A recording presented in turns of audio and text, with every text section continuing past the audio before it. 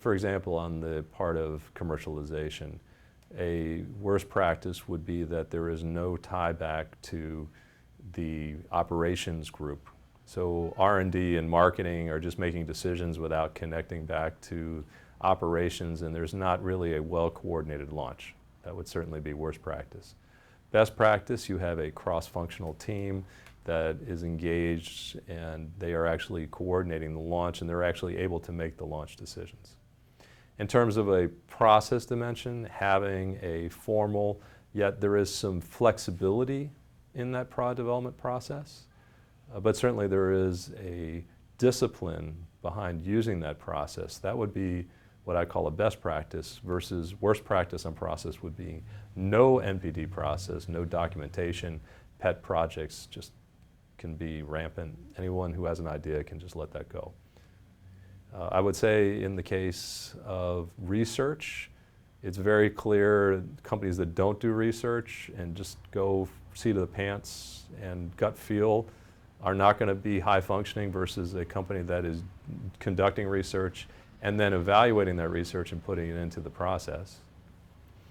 In terms of the, let's say, strategy, actually having a strategy that connects to the mission and there is some very clear thinking around what a company should be doing versus laissez-faire.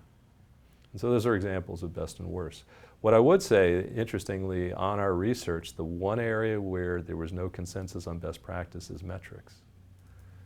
And there is certainly consensus that having a metrics and performance measurement initiative is critical, but nobody can agree on what that is. And I think that's an opportunity for further research and for companies. And having recently talked with companies and gone to conferences, that is a big area of how do we actually define and get some consensus around what is a best practice. I think that what drives the issue around metrics is the fact that trying to take an NPD goal and then operationalize it, there's different ways to approach it, and depending on how you pick your metric can influence certain behaviors in the organization. We were in a meeting today, and actually that was brought up. A woman said having NPD goals and translating those goals into metrics, that's a best practice. I said, yeah, that's true, but how you translate it will influence what the behavior is in the organization. Great example of if you are tying people's compensation, they're going to do what they're being compensated on.